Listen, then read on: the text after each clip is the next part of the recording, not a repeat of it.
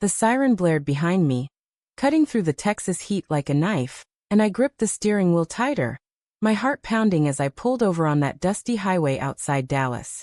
The officer stepped out of her patrol car, tall and commanding in her uniform, her eyes hidden behind sunglasses, but when she approached my window and removed them, her gaze locked onto mine with an intensity that made my breath catch. "License and registration," she said, her voice firm yet laced with something softer. And as I fumbled for my wallet, I realized this stop wasn't just about speeding. It was the moment my carefully constructed life began to unravel. I handed over my documents, my hands trembling slightly. Alexa Thompson, that's me, 28, engaged to a man my family adored. Living the picture-perfect suburban dream in a world that expected me to play the part. But inside I was a storm of doubts, questions I'd buried deep since college, when fleeting crushes on women had felt like dangerous secrets. The officer, Catherine Reyes, her badge red, scanned my ID, her expression unreadable. "You were going 15 over, Miss Thompson. Any reason for the rush?" I muttered something about being late for a family dinner, but my mind raced elsewhere. Why did her presence unsettle me so much? It wasn't fear of a ticket. It was the way she stood there, confident and unapologetic, like she owned every inch of that uniform. She handed back my papers with a warning instead of a fine, her fingers brushing mine for a split second, sending an unexpected jolt through me. "Drive safe," she said, but then paused. "You look like you could use a coffee. There's a diner up ahead, Joe's Place. Stop if you need to clear your head." I drove off, shaken, but instead of heading straight home, I found myself pulling into that diner. What was I doing? My fiancé, Mark, was waiting with my parents for our weekly ritual of polite conversations and unspoken expectations. Yet here I was, ordering a black coffee and scanning the room, half hoping she'd show up. And she did. Catherine slid into the booth across from me. Out of uniform now, in jeans and a simple tee, her dark hair falling loose. "Mind if I join? Shift just ended." We talked for hours that night. She was 32, a cop for 10 years, divorced from a marriage that never felt right. "I tried to fit the mold," she said, stirring her coffee. "Married young, did what everyone expected. But it was like wearing shoes 2 sizes too small. Eventually you can't ignore the pain." Her words hit me like a freight train. I confessed bits and pieces. My engagement felt more like a duty than desire, my family's conservative values chaining me to a future I wasn't sure I wanted.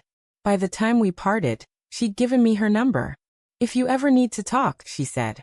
But I knew it was more than that. Days turned into weeks, and those talks became my lifeline. We'd meet in secret coffee shops, parks, anywhere away from prying eyes. Catherine opened up about her own struggles, coming out in a macho police force, facing whispers and sidelong glances, but standing tall anyway. "It's not about being brave," she told me one evening as we walked along a quiet trail. "It's about not dying inside from the lies."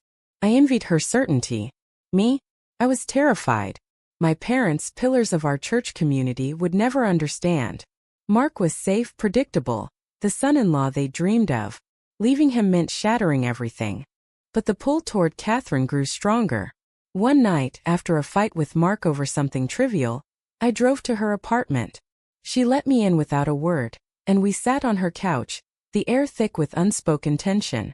"I can't keep pretending," I whispered, tears streaming. She took my hand, her touch steady. "Then don't." That was the first time we kissed. Not out of lust, but out of a desperate need for truth. It felt right, like coming home after years of wandering. But guilt crashed in immediately. What was I doing? Betraying Mark, lying to my family. The internal war raged. Was this love, or just rebellion? As our relationship deepened, the risks mounted. We'd steal moments, but I couldn't shake the fear of discovery. My mother noticed my distractions, probing with questions about wedding plans. "You're not yourself, Alexa. Is everything okay with Mark?" I'd nod, forcing smiles, but inside I agonized. Catherine pushed gently. "You have to decide. Living half a life isn't living." Her words echoed in my mind during sleepless nights. What price would I pay for authenticity? Alienating my family, facing their judgment? Or worse, losing Catherine if I chickened out? The first crack appeared at a family barbecue. Mark proposed a toast to our future, and I froze, my thoughts on Catherine's laugh, her strength. My sister pulled me aside later. "What's going on? You look like you're about to bolt." I brushed it off, but the doubt seeded deeper. That night, I confessed more to Catherine. My fear of being disowned, the societal stares in our small Texas town. "It's not just us," I said. "It's everything we'll face." She nodded, her eyes fierce. "I know. But hiding? That's a slower death." Our secret meetings intensified, each one a mix of joy and torment. I'd drive miles to see her, heart racing with excitement and dread. One afternoon in a secluded park, she shared her own scars. The day her ex-husband found out about her feelings for women, the ugly divorce, the custody battles over their dog. Trivial, but symbolic of lost normalcy. "I paid dearly," she admitted. "Friends turned away, colleagues doubted me. But I regained myself." Her story fueled my resolve, yet also amplified my fears. What if my family reacted worse? My father, a veteran, prized tradition above all. By the end of that month, I was torn in two. Mark sensed the distance, confronting me one evening. "Are you having an affair?" His voice cracked and guilt stabbed me. I denied it, but the lie burned. Inside, I debated. End it with Catherine to salvage my old life, or embrace the unknown? The choice loomed, heavy as the Texas sky before a storm. Catherine deserved better than shadows. I deserved truth. But at what cost? The confrontation came sooner than I expected, ripping through my fragile facade like a tornado. It was a Friday night. I told Mark I was working late, but really I was at Catherine's, wrapped in her arms on the couch, whispering about a future we both craved but feared. Her phone buzzed, work, but mine stayed silent until a frantic call from my sister shattered the peace. "Alexa, where are you?" "Mom's in the hospital, heart scare." "Get here now." Panic surged. I bolted, leaving Catherine with a hurried kiss and promises to call. At the hospital, the fluorescent lights buzzed accusingly as I rushed in. My family huddled in the waiting room. Dad stoic, Mark concerned, my sister eyeing me suspiciously. "Where were you?" she hissed. "We called your office. They said you left hours ago."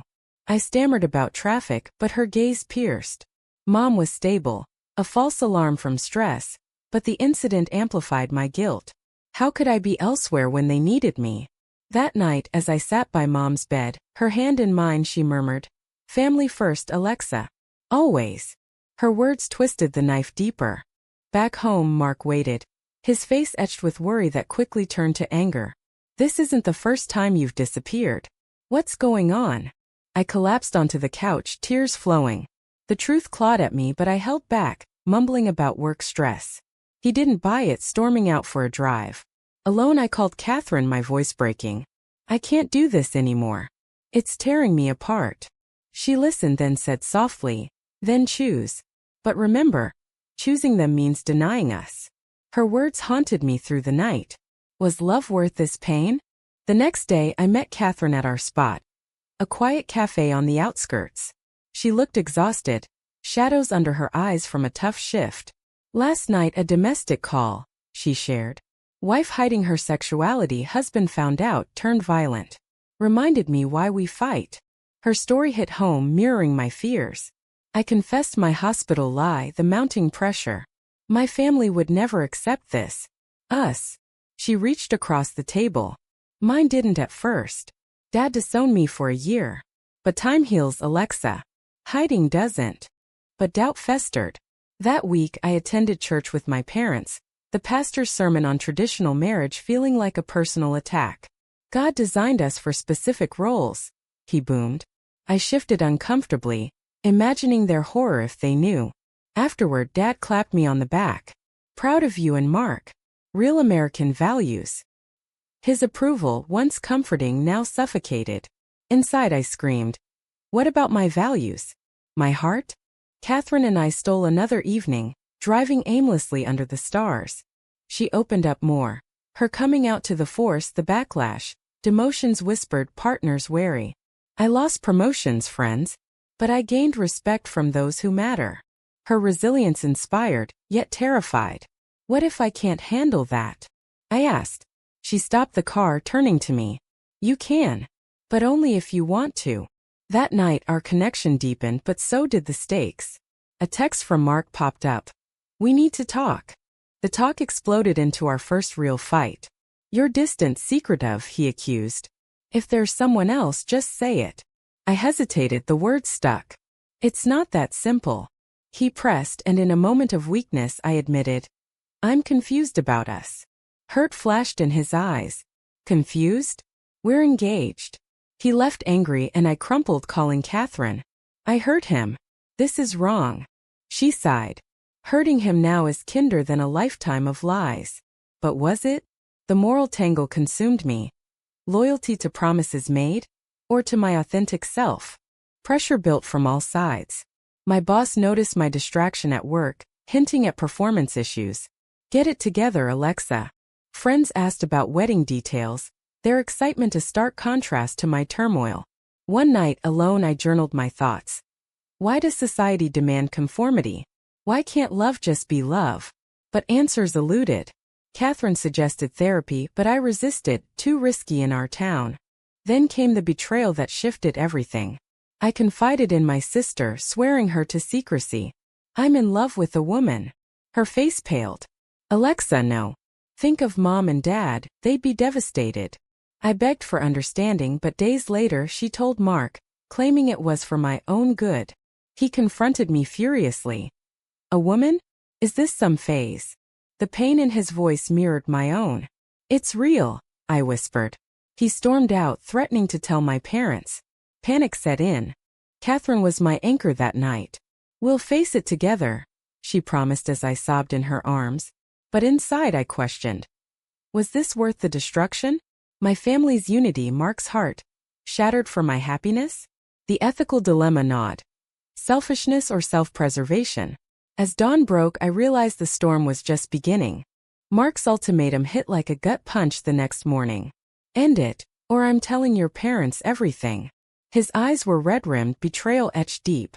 I stood frozen in our kitchen, coffee growing cold. "Please, Mark. Give me time." But he shook his head. "You've had time.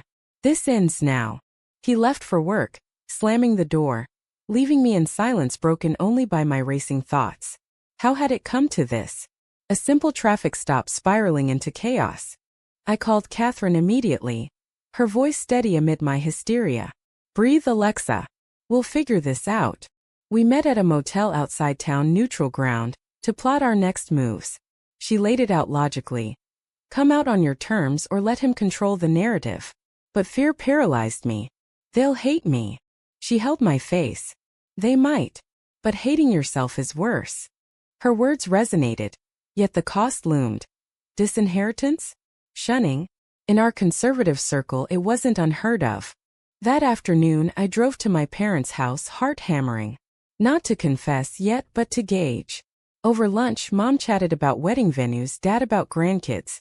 "Can't wait to see you settled," he said. Settled like a transaction. Inside I seethed. Why couldn't they see me? The real me? I left early, claiming a headache, but really to meet Catherine. "I can't lose them," I admitted. She nodded. "You might not. Give them credit." But doubt lingered. The tension escalated when Mark followed through partially. He didn't tell my parents but confronted Catherine at the station. Professional suicide for her. She called me furious. He showed up, demanding I back off. My captain overheard. Humiliation burned. "I'm so sorry. But damage was done." Whispers spread in her precinct. "Another mark against me," she said bitterly. Guilt consumed me. My indecision hurt her career, her life. Was I worth it? Alone that night I weighed options. Stay with Mark, safe but soul-crushing. Choose Catherine. Liberating but destructive. The moral quandary twisted. Betray vows to Mark, or betray myself? Society's voice echoed. Family duty above all. But Catherine's strength pulled me. "We've all paid prices," she'd said, recounting her own family's initial rejection. Mom came around eventually. Hope flickered but faintly. My sister called, apologetic yet firm. I had to tell Mark. "This isn't you, Alexa. It's a mistake." Her words stung, denial of my truth. "It's who I am," I snapped. Silence followed then. "Think about what you're doing to us." Not me. The family pressure mounted, a vice on my chest. That evening, Catherine and I argued for the first time. You need to decide, she pressed. I can't be your secret forever. Hurt flashed. Was I using her? The next day brought more fallout. At work, a colleague overheard a rumor. Small-town gossip traveled fast. Everything okay with you and Mark? Subtle but probing. Paranoia set in. I imagined eyes everywhere. Driving home, I spotted Mark's car at my parents'. Dread pooled. Inside they waited, ambush. Mark says you're confused, Dad said sternly. What's this about? I deflected, but Mom's tears broke me. We just want you happy. Happy in their terms. I fled to Catherine's, collapsing. They know something's wrong. She held me. Tell them the truth. But terror gripped. Their disappointment, the church's judgment. That night we planned. I'd come out gently with her support. But sleep evaded, mind racing with scenarios, acceptance, rage, the ethical tightrope, honesty's price versus deception's toll. Climax built the following week. Mark moved out temporarily, citing space. Fix this, Alexa. His pain mirrored mine, but resentment grew. Why couldn't he let go? Friends divided. Some sided with him, others withdrew. Isolation deepened. Catherine faced her own battles. A review at work, whispers of favoritism or distraction. Your drama's bleeding into my life, she admitted wearily. Guilt amplified. My choices damaged her. In a moment of clarity, I attended a support group Catherine suggested, anonymous, for LGBTQ folks in conservative areas. Stories shared. Parents disowning then reconciling. Jobs lost, new paths found. One woman's tale echoed mine. Hidden affair, family explosion, eventual peace. The pain's temporary, she said. Regrets forever. Inspired, I resolved, tell my family. But as I drove home, a call from Dad shattered plans. Come over. We need to talk. The family meeting was a powder keg. Ignited the moment I walked in. Dad, Mom, my sister, and Mark, all their faces grim. We know, Dad said flatly. Mark told us everything. Shock froze me, betrayal burned hot. You had no right, I whispered to Mark. He looked away. You left me no choice. The room erupted, Mom sobbing. How could you? A woman. Dad pacing. This isn't our daughter. It's a phase. Therapy will fix it. My sister silent, complicit. Inside, fury and fear warred. It's not a phase. I love her. The words hung explosive. Dad's face reddened. Love? This destroys families. He ranted about values, society, the church. Mom pleaded. Think of us, the shame. Shame. Their word, not mine. But it stung, echoing my own doubts. Had I chosen selfishness over duty? The moral clash peaked. My right to love versus their right to tradition. I left in tears, driving straight to Catherine. They know. It's over. She held me as I vented, her calm a balm. Not over, just beginning. But her voice cracked, the toll showed. My job's on thin ice because of this. Guilt surged anew. My chaos infected her world. That night we talked deep, her past rejections, my future fears. We'll rebuild, she promised. But uncertainty loomed. The aftermath was brutal. Dad called daily, alternating pleas and threats. Come home, repent. Mom sent Bible verses. My sister texted apologies mixed with judgments. You're hurting everyone. Work suffered.